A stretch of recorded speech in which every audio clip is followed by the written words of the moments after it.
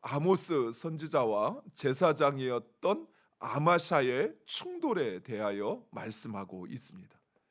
아모스 선지자가 북이스라엘이 멸망할 것을 예언하자 베델의 제사장이었던 아마샤가 아모스에게 예언을 멈추고 북이스라엘을 떠나라라고 이야기합니다. 우리가 어제 앞서 아모스가 세 번의 환상을 통해서 성소와 여로보암의 집에 대한 심판을 선포하는 것을 보았습니다. 특별히 세 번째 다림줄 환상에서 이스라엘의 성전, 이스라엘의 성소가 황폐하게 될 것이다 라고 이야기하자 제사장이었던 아마샤는 자신들의 권위와 그리고 자신들의 그 자리가 위태로워질 것을 두려워하였습니다. 그래서 아모스를 여로보암 2세 북이스라엘의 왕에게 고발하고 경고하였던 것입니다. 아마샤는 마치 아모스가 왕에 대한 역모를 꾸민 것처럼 고발합니다. 물론 아모스 선지자는 북이스라엘이 멸망할 것을 또 그것이 하나님의 심판임을 선포하였지만 그러나 반역을 모의한 것은 아니었습니다. 즉 이방 나라와 이스라엘을 무너뜨리기 위한 반역을 꾀하고 그리고 이스라엘의 멸망을 선포한 것은 아니었습니다. 오히려 이스라엘의 하나님, 그 하나님의 말씀을 듣고 선포한 것입니다. 그리고 12절에 아모스에게 이 아마샤는 경고하면서 너는 유대 땅으로 도망하여 가서 거기에서나 떡을 먹으며 거기에서나 예언하라 라고 이야기합니다. 이 말을 좀 편하고 속된 말로 이야기하면 이렇습니다. 어디서 굴러 먹다 온 개벽다귀 같은 것이 남의 집 일에 상관하고 있어 너나 신경 써 꺼져 이렇게 말하고 있는 거예요. 이런 아마샤와 아모스의 충돌은 단순한 갈등이라기보다는 진짜와 가짜의 충돌입니다. 즉 아모스는 하나님의 선지자입니다. 또 아마샤는 베델의 제사장으로서 두 사람 모두 하나님의 이름으로 또 하나님을 위한 사역자요 하나님의 사람들이라 할 수 있습니다. 따라서 두 사람 모두 다 하나님으로부터 그 권위를 부여받았다면 두 사람의 메시지는 같아야 합니다. 그렇죠. 우리 하나님은 한 분이십니다. 또 우리 하나님은 일구이연하시는 분이 아니십니다. 누구에게는 이렇게 말하고 또 저 사람에게는 저렇게 말하는 그런 하나님이 아니시라는 것입니다. 그러나 이 두 사람의 메시지가 다르고 또 반응이 다르다라는 것은 둘 중에 하나는 진짜이거나 가짜라는 것입니다. 즉, 이 충돌은 진짜와 가짜의 충돌입니다. 그렇다면 누가 진짜이고 누가 가짜일까요? 우리는 이 아모스서를 계속 묵상해 왔기 때문에 아모스가 하나님으로부터 말씀을 받아 선포하는 진짜인 선지자라는 사실을 알고 있습니다. 그러나 오늘 본문 말씀에서 말하는 아마샤와 아모스 또 그들의 행동을 통해서 누가 진짜이고 누가 가짜인지를 분별할 수 있습니다. 먼저 아마샤는 자신의 권위를 왕과의 관계를 통해서 주장하고 있습니다. 13절에 아마샤는 베델은 왕의 성소요 나라의 궁궐이다 라고 이야기합니다. 당시 이스라엘의 궁궐은 베델이 아닌 사마리아에 있었습니다. 그러나 이 아마샤가 제사장인 아마샤가 마치 베델의 궁궐이 있는 것처럼 말하는 것은 자신과 왕 간의 그 친밀한 관계를 과시하기 위한 것입니다. 즉 아마샤는 하나님의 제사장, 하나님께 제사를 드리는 제사장임에도 불구하고 그 권위를 하나님이 아닌 왕과의 관계에서 찾고 있다는 것입니다. 또한 이 아마샤가 두려워하는 것은 하나님이 아니라 왕이었습니다.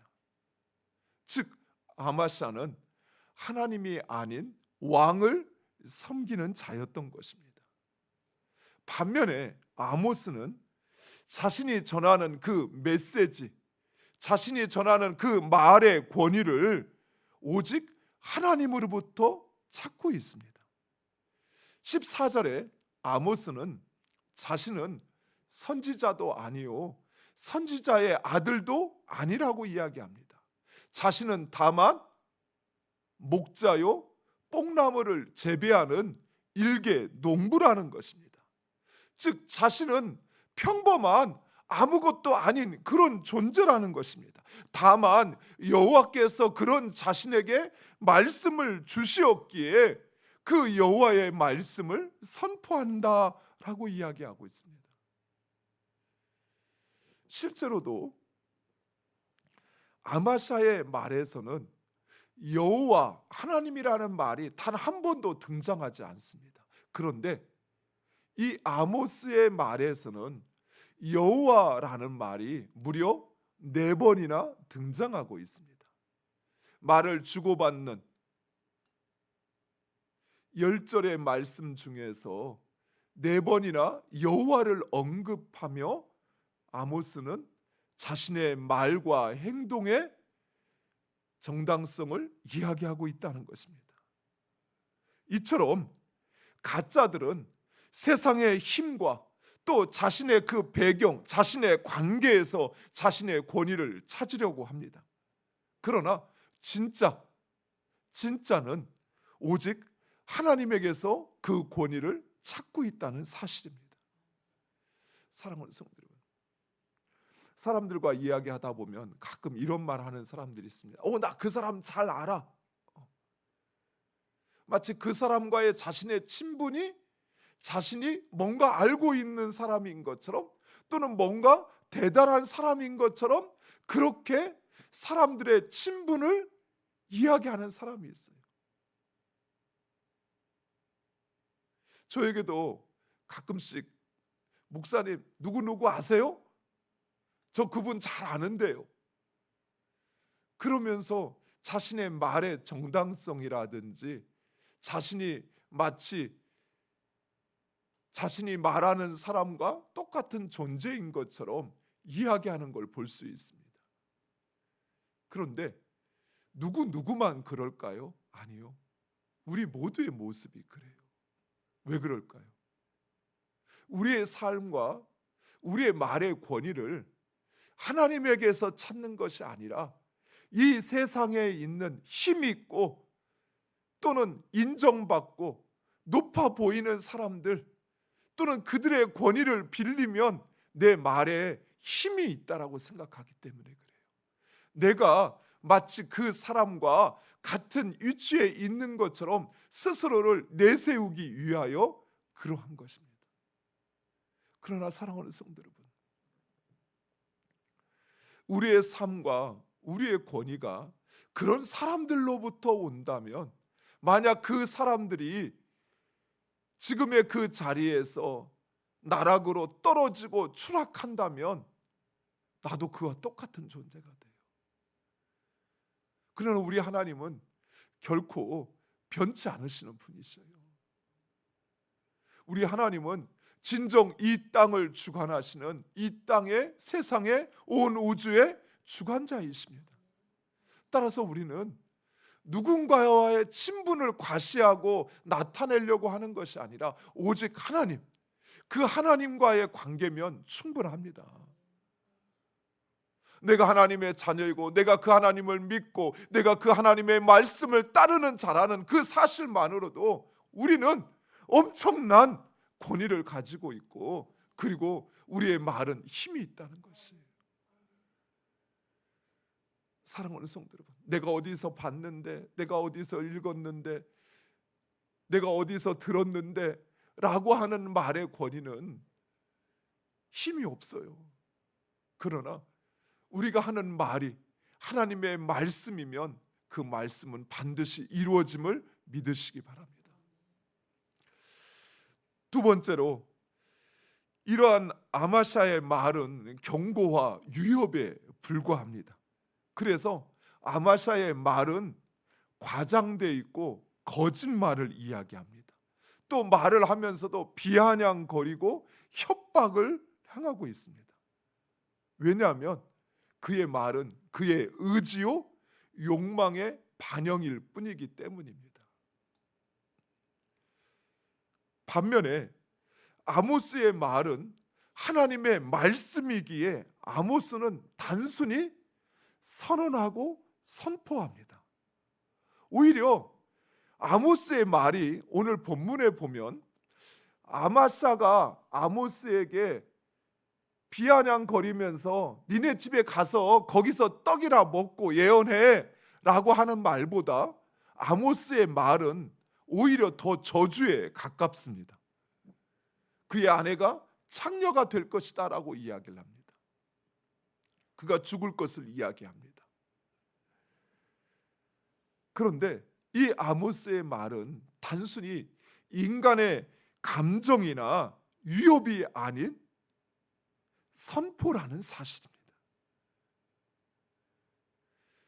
아모스가 아마샤를 향해서 자신에게 그런 비아냥거리면서 자신을 위협하였기에 그냥 위협받은 경고로서 그 또는 인간의 감정으로서 분노로서 말하는 것이 아니라 하나님의 말씀을 선포하고 있다는 것이. 왜냐하면 그의 말은 하나님으로부터 온 것이기 때문입니다. 아모스는 그 말이 상상할 수 없는 저주요 진노의 이야기지만, 그러나 하나님으로부터 들은 하나님에게 받은 그 말씀을 선포하기에 그는 두려워하지도 과장하지도 또 위협하지도 않고 단지 그 말씀을 선포할 뿐이라는 사실이에요. 사랑하는 성도 여러분, 우리가 하나님의 말씀을 전하고 또 하나님의 말씀을 따라 행할 때는 이처럼 힘이 있습니다. 그 말에 힘이 있어요. 왜요? 한번 발하여진, 한번 떨어진 말씀은 반드시 응하여 돌아오는 하나님의 말씀이기 때문에 그렇습니다. 사랑하는 성도 여러분, 우리의 중심에 하나님을 모시고 그리고 그 하나님의 뜻 가운데 행하는 자의 말은 반드시 응하게 되어 있습니다. 또한 그 사람은 세상을 두려워하거나 사람에 의해서 좌우되지 않습니다. 이 사람 앞에서는 이렇게 말하고 다른 사람 앞에서는 말 바꾸어서 그렇게 말하는 것이 아니라 여기에서나 저기에서나 동일하게 이야기합니다. 왜요?